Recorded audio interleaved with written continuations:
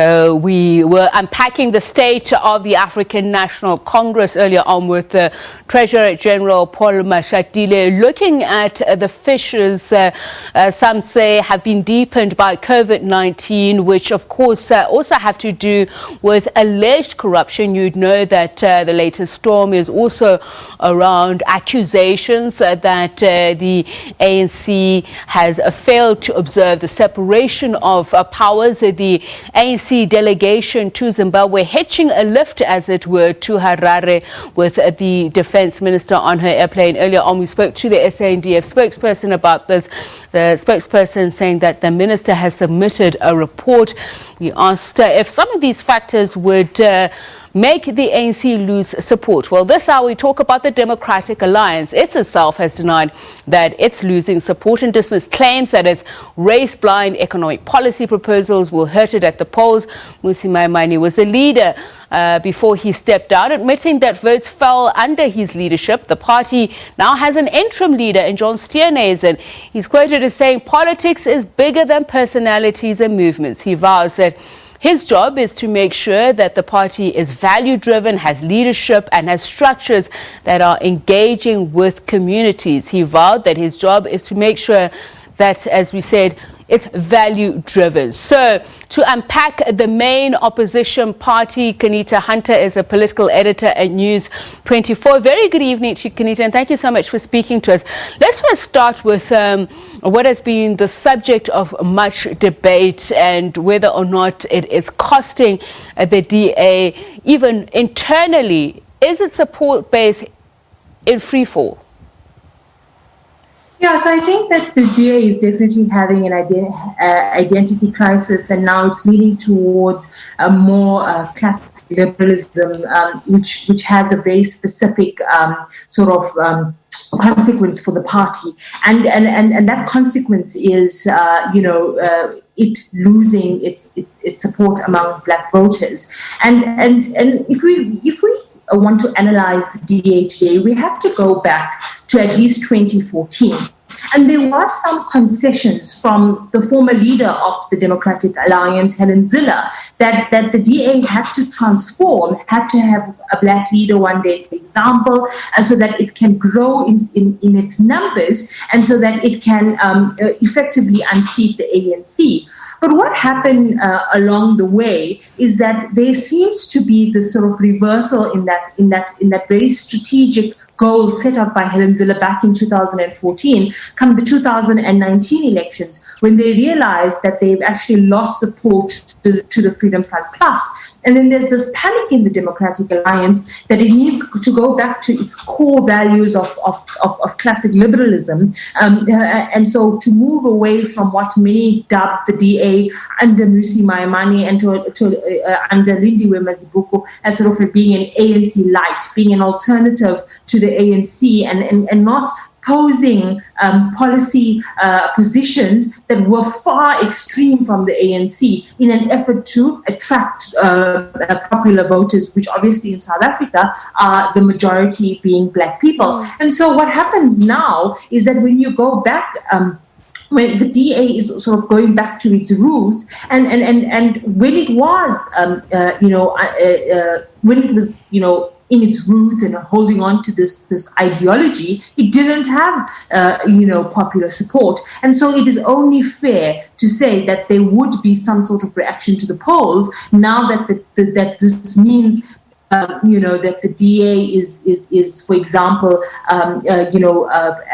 subscribing to non-racialism, which obviously is a constitutional imperative and should be lauded in many ways. But then the question is about the what happens to transformation and where does race play a role in redress? And I think that there will be a lot of people uncomfortable perhaps with the DA saying so, Quaanitah, I need to jump in there because you've said quite a bit, and I want to talk about the classic liberalism that you speak about and it going back to its root, that whole identity crisis that you raise. Now, one would say in true liberal theory, they know that you can't have inequality in a society, that social justice is very important, and you can't talk about social justice without economic justice. So liberal theory disavowing a society that rewards a privilege. So is it moving to the left or to the right, as some have accused it, that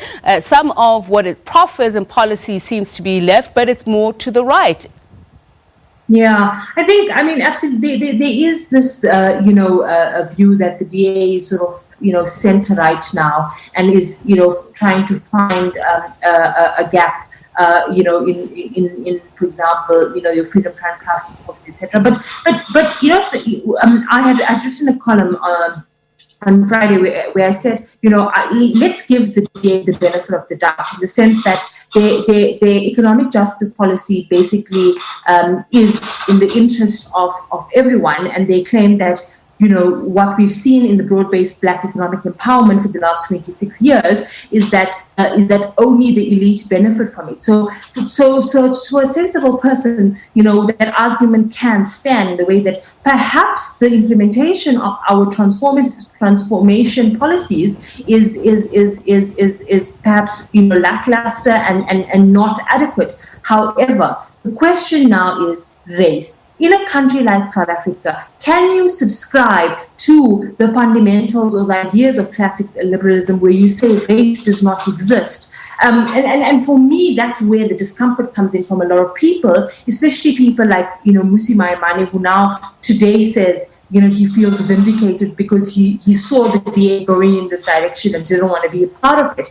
Because the reality of it is that how do you reconcile South Africa's history of apartheid and colonialism, which was very specifically discrimination based on race, and you remove race as a criteria, and you say there needs to be a means test, and obviously Black people will benefit because they, majority of Black people are poor, and so if you are empowering poor people, Black people will benefit. I think that at the core of this is whether we need to have race-based transformation. And I mean, this was ventilated in a high court in South Africa during the lockdown, where Judge President Dunstan Mlambo says that if you just look at the consequences of who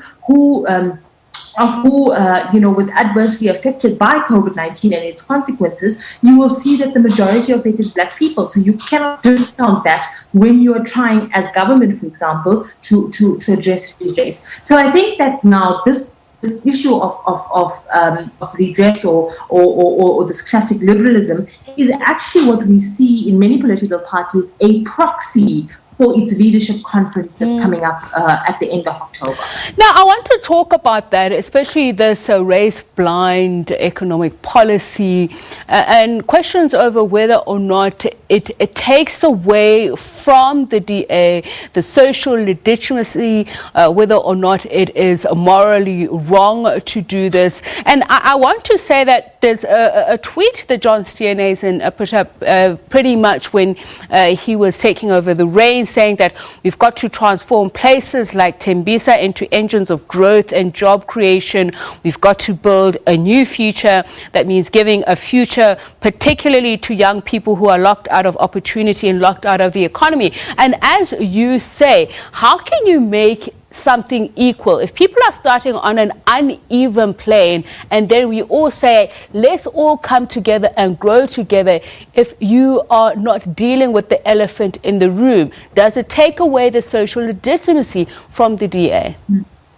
Yeah, and I think that, I mean, the reality of this position is that it's yes, it was the predominant view of the policy conference, which is obviously a group of leaders. It was only leaders that voted in this policy conference. But I do think that I mean, that this has to be put to test. Is this actually what the DA stands for? And then you put it to the electorate, because I think that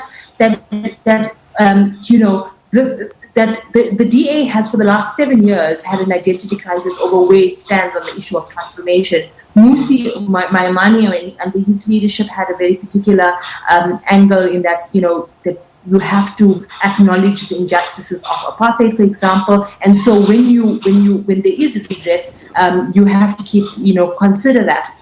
But I do think that we cannot discount that this matter is really a proxy fight for who takes over, for the battle of the soul of the DA. And I think that, what we saw last year with Mmusi Maimane leaving, with Athol leaving, and now we saw, John Moody leaving, and we seeing more and more leaders leaving, it's actually an indication of where the party is going to be, and let me just put it in, that it's actually not very good for democracy.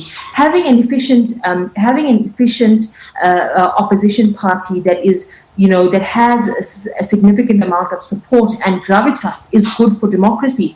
And then if you have the main opposition party in this country wrapped with these internal debates, with these internal purging, and policy discussions that are actually just proxy fights between who has more support in the party, given that there's an elective conference on the rise, I don't think that it bodes well for democracy in South Africa. And I want to talk about that, the characters, as I mentioned, Jonn Steenhuisen saying earlier on that people support a party, not a leader. The Ipsos survey based on national representative sample of respondents shows that the DA support was at 13%, while a citizen survey found that Jonn Steenhuisen has only a 15% favorability rating. Now, I want to talk about that, the battle for the soul of the DA. Geographically, where does it put it, especially given all of these dissenting ideas about what would be applicable for the lived experience of South Africans?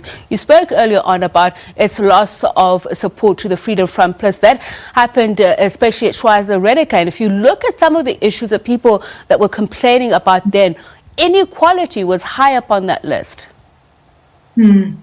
Yeah, I mean, there's this parallel conversation happening of whether the DA actually wants to govern. And I think that is probably the premise from where we all need to begin, in the sense that is it happy being a opposition party, where it has, a significant amount of white leaders, some black leaders, some, but majority being, being a white support-based party. And so if that's the case, then the DA needs to be sort of manifest in that's where it is going. Whereas the DA of the past, or at least for the past 5 to 10 years, has been a party that was trying in earnest to actually beat the ANC. And so there's very different approaches to this. So when you talk about, for example, redress, or if Steenhuisen wins the party election come October at their conference, is it the DA members electing Jonn Steenhuisen to possibly be a contender to Cyril Ramaphosa, for the presidency of the country, or they are supporting Jonn Steenhuisen as a person who is going to protect their interests as an opposition party leader. And so I think that is something that's a very, very great distinguisher in understanding the culture of the DA and why it's taking so many decisions that seem to be really own goals. So the purging of leaders, the slapping disciplinary charges against people who are seen to be in a particular faction. This internal sort of, I dare say, undemocratic principles and practices that we see in the DA at the moment. Quaanitah, because we are running out of time, I just need to ask this question. Given how COVID-19 has really blown open inequalities in our country, and even the relief fund, its distribution has also heightened that inequality, will it make it difficult for the Democratic Alliance to campaign amongst this atmosphere and to raise funding?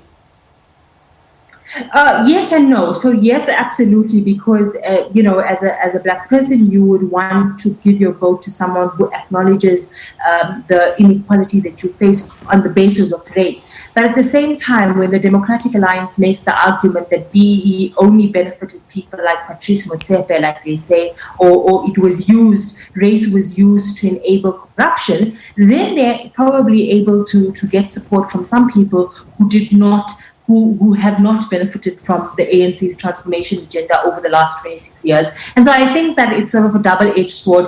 But I do think that the DA is approaching, is sort of, it's going to be a test whether the DA's, removal of race as a criteria for transformation will really affect its popular support. It's not looking really good at the moment for the Democratic Alliance, but they insist that it is not premised on any valuable research that the DA will lose support because of its race policies that it adopted. All right.